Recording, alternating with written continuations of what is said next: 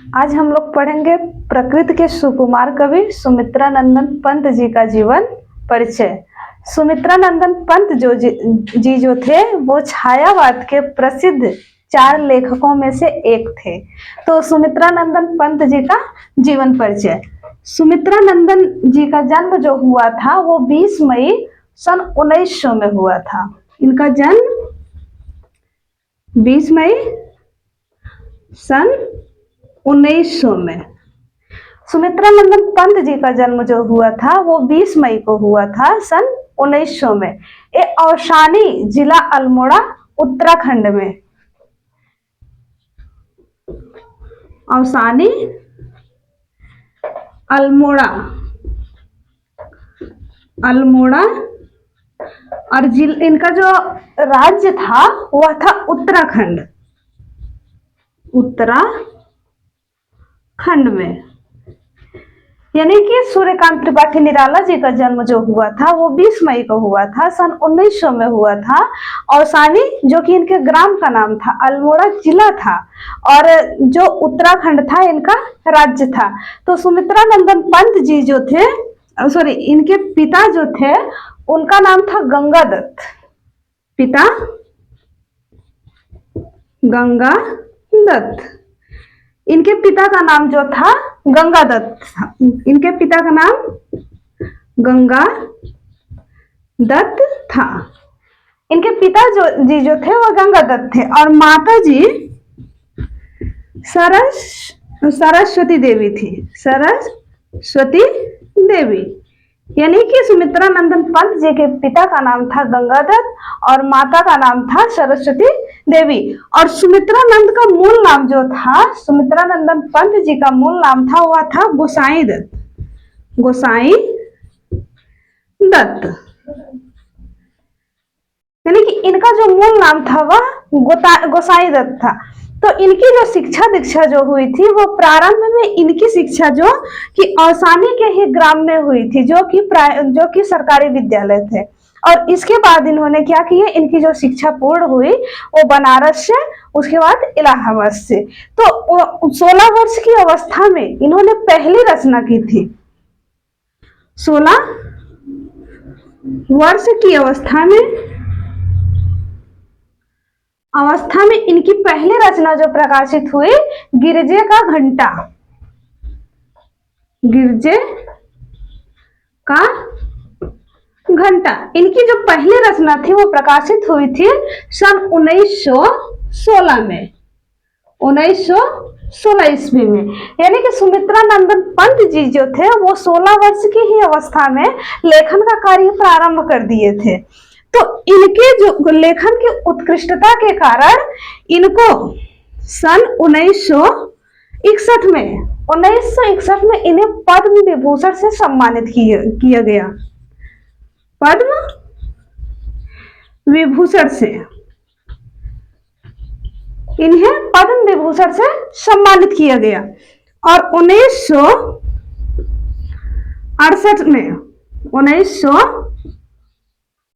1968 ईस्वी में इन्हें साहित्य के क्षेत्र में दिया जाने वाला प्रतिष्ठित पुरस्कार ज्ञानपीठ से सम्मानित किया गया।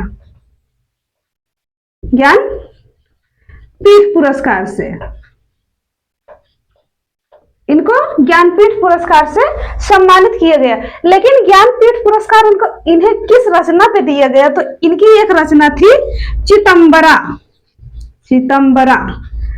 चितंबरा पे इनको जो है ज्ञानपीठ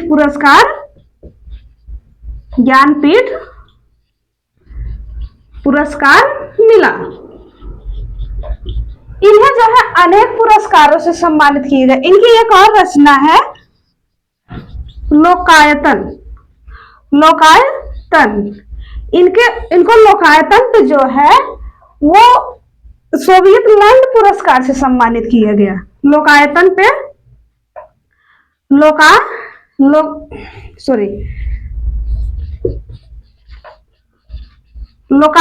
इन्हें जो है सोवियत लैंड नेहरू पुरस्कार से सम्मानित किया गया।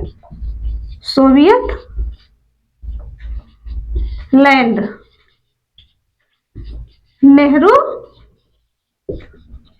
पुरस्कार से सम्मानित किए गए हैं। इनको जो है लोकायतन पे। और एक इनकी और रचना है कला और बूढ़ा चाँद। कला और बूढ़ा चाँद, इस रचना पे इनको साहित्य अकादमी पुरस्कार मिला। साहित्य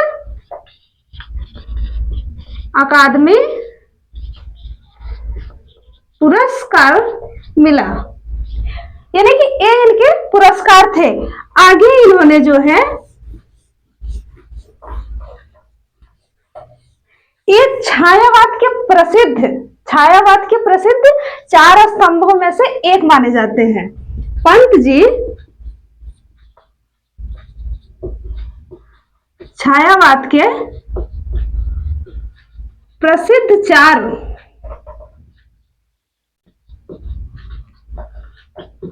4 स्तंभों में से एक माने जाते हैं।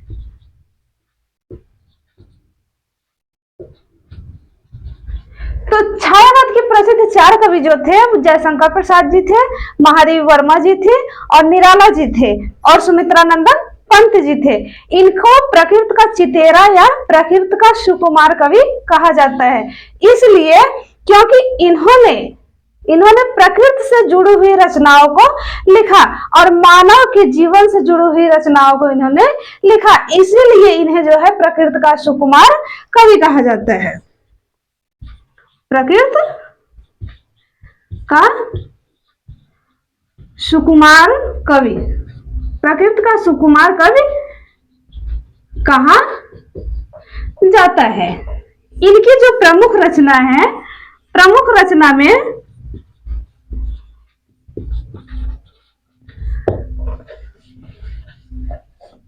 रचना में जैसे इनकी है पल्लव, युगांत, युगधारा,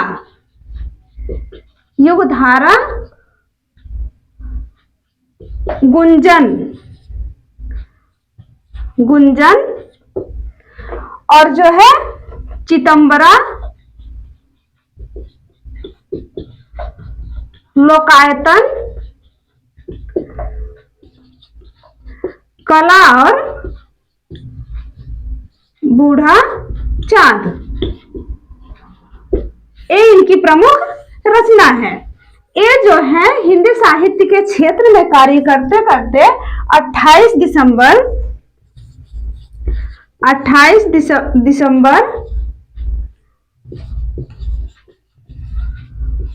1977 को देवलोक को प्राप्त हो गए, यानी कि इनका देहावसान हो गया। देहावसान हो गया हमारे उत्तर प्रदेश के पवित्र धरती प्रयागराज में। उत्तर प्रदेश के प्रयागराज में। तो आज हम पढ़े प्रकृति के सुकुमार कवि सुमित्रानंदन पंत जी का जीवन परिचय।